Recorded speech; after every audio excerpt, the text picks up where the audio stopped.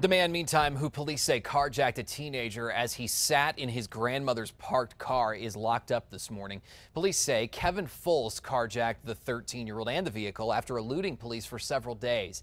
They say he crashed a car, fleeing officers once again, and then stole a Kia while that teenager waited for his grandmother to take him to the store. This all happened in a neighborhood near Wantabo in Manal. And even though he is locked up, the 13-year-old's grandmother says she's still afraid. You're still scared. Even though he's caught, you're still scared. Because he has friends, family.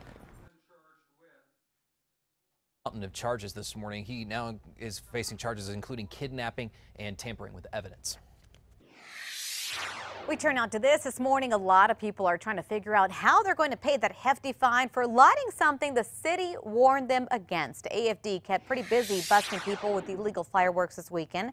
At last check, city officials tell News 13 they issued about 22 citations. They received about 1,000 fireworks calls from Friday to early Sunday morning. So let's break it down for you. Citations were about the same as last year's. The number of calls were down by about 200. Volunteers, though, at the illegal fireworks hotline said it was extremely busy. Many residents we spoke with say they were a little anxious. We're in the desert. It's dry. We shouldn't have fireworks at all, in my opinion, other than public displays. So here's the good news. No major injuries or fires were reported. APD, BCSO, they were also on the streets dealing with drunken drivers over the weekend. According to jail records, 21 people were arrested accused of DWI from Friday evening through Sunday morning.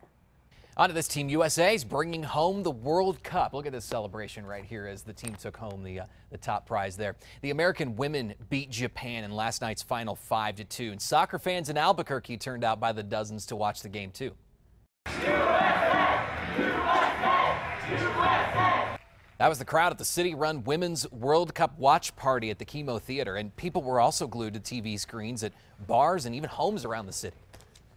I wish right now that I was in Vancouver, but I'm here in Albuquerque, and I'm having an amazing experience because of the U.S. ladies. They didn't have to wait long either to celebrate. Team USA scored 4 goals in the first half on the way to their 5-2 win. That avenged a World Cup loss 4 years ago, and this is the first time the women have won a world championship since 1999. And that historic win had the president even congratulating the ladies on Twitter, giving a shout out to Carly Lloyd, who scored 3 goals within the first 16 minutes of the game, earning her the golden ball for the day. Mr. T could not stay silent either, clearly wowed by Lloyd's performance. I haven't heard his name in a while, right? The team even getting some love from fellow athletes like Tiger Woods, even Kobe Bryant, who simply tweeted out, "Well done." Yeah, well-deserved congrats there. 5 minutes past the hour. The cause of a weekend house fire is under investigation this morning. Firefighters were called to a home near I-25 in Cole late Sunday morning, just after 11:30. One woman had to be taken to the hospital for smoke inhalation, but nobody else was hurt. Move on to this happening right now. Carlsbad police are investigating a body under a bridge, a river bridge there. According to the Carlsbad Current Argus, city workers picking up trash found the man's body in the Pecos River yesterday morning. At this time, police are not saying who he is, how he died, or how long his body had been in the water. Breaking overnight, there are reports coming in that Islamic terrorist group Boko Haram has struck again in central Nigeria, killing dozens. Emergency officials say about 44 people are dead after 2 blasts went off. One bomb was detonated in a crowded mosque, the other at a restaurant where politicians are known to go. Boko Haram has attacked that city before. This is the same group who kidnapped 300 schoolgirls over a year ago. Many of those girls have not been returned. Also happening now, U.S. Secretary of State John Kerry says negotiators are closer than ever to striking a nuclear agreement with Iran. It's not a done deal just yet, though. The talks are taking place in Vienna, Austria, with the deadline looming of Tuesday for a final agreement. Comments came a day after a source told press there had been a breakthrough in resolving the issue of sanctions relief.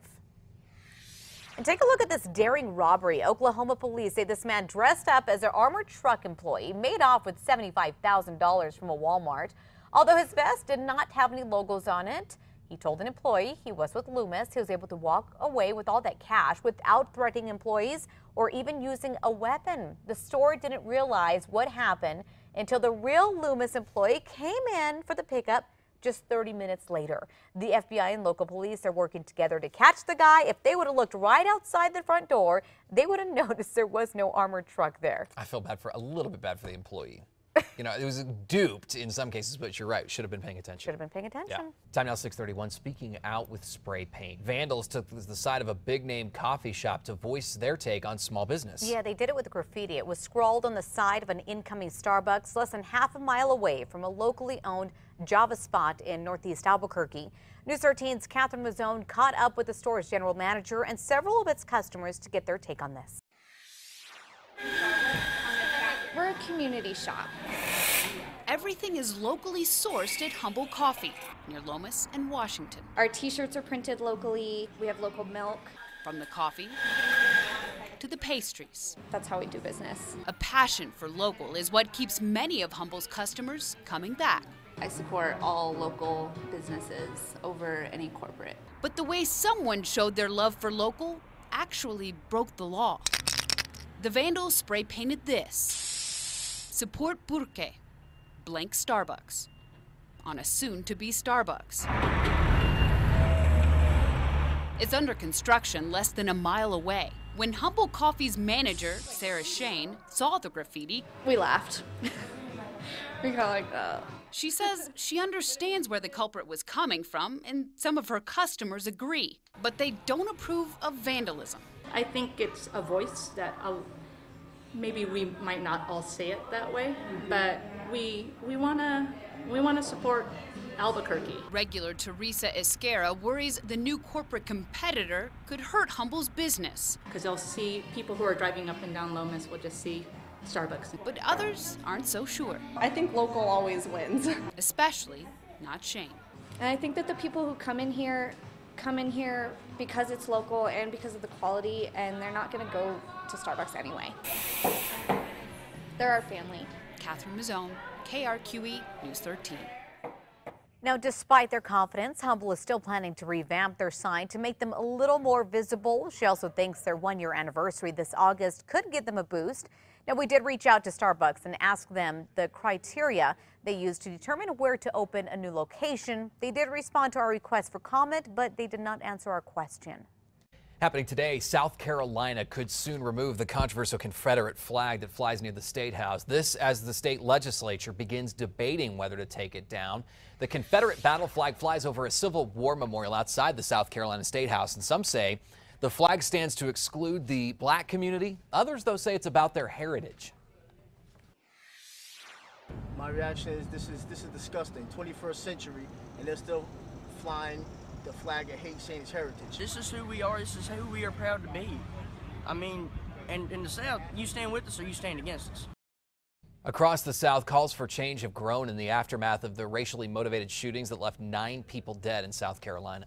We turn on a developing story this morning. Albuquerque police say they are investigating the shooting at a Motel 6 involving a former CNN anchor and her husband, a former CNN reporter, as a homicide. But police do tell us they investigate all deaths as a homicide that are not immediately ruled out by natural causes.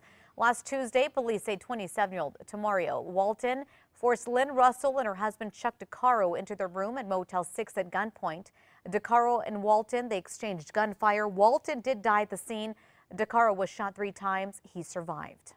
Developing on this Monday morning, News 13 has learned the case involving 3 teens accused of brutally beating 2 homeless men to death could go to the state Supreme Court. Last July, police say 15-year-old Nathaniel Carrillo, 16-year-old Gilbert Tafoya, and 18-year-old Alex Rios killed 2 homeless men in a vacant lot near Central and 60th.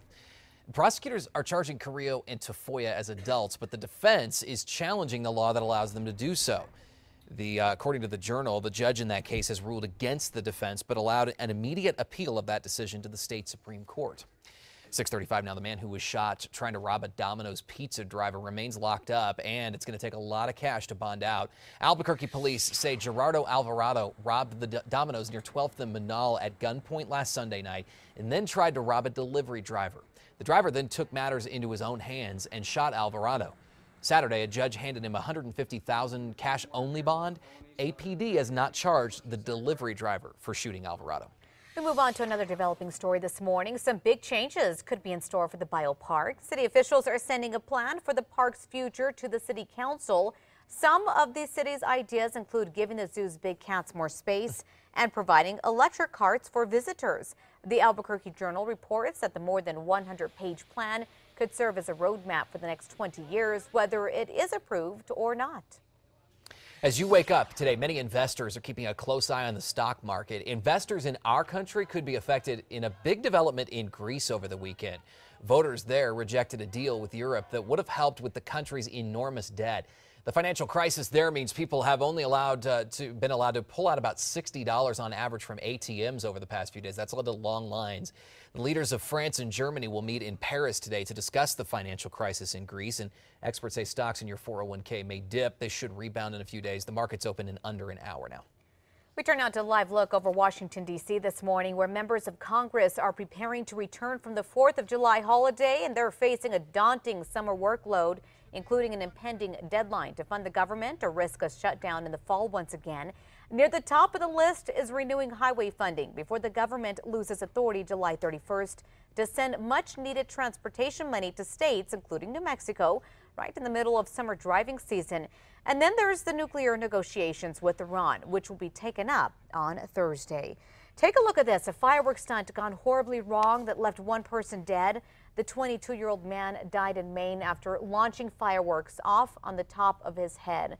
They say the victim placed a fireworks mortar tube on his head, then set it off.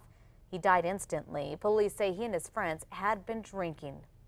Building inspectors will continue to investigate a deck collapse that injured 24 people over the weekend. About 24 people were hurt when a vacation home's deck collapsed underneath. Some of the family members were critically injured from that 10-foot fall. 5 people are still in the hospital today. A wildfire in California that might have been started by fireworks is fully contained this morning. It burned in all about 320 acres. The fire in Vacaville that started Saturday night quickly spread by wind gusts of up to 40 miles per hour. It threatened homes nearby. 125 people evacuated, but no homes were burned or destroyed. Take a look at this new video this morning. It shows a dramatic plane crash near the beach in Carlsbad, California. You can see the plane right there. It happened around 3 Saturday. As you can see, the plane comes in low, clearing beachgoers as it comes crashing into the sand right about there. Yeah. The pilot, he was uninjured when it came down. The plane's wheel, though, it did hit a little boy, sending him to the hospital. The good news in all of this, he is expected to be okay. No other injuries were reported in this. Close call, though. Very terrifying, right? Take a look at this new video, shocking video this morning, showing inside a bus that fell off a bridge in China, killing 11 passengers on board. This video right here shows how witnesses saw it happen. Authorities say speeding and bad driving techniques may have led to the crash. As you can see, the driver did make a really hard turn before smashing into the guardrail, then falling to the bottom. The crash is still being investigated this morning. Very terrifying. Yes.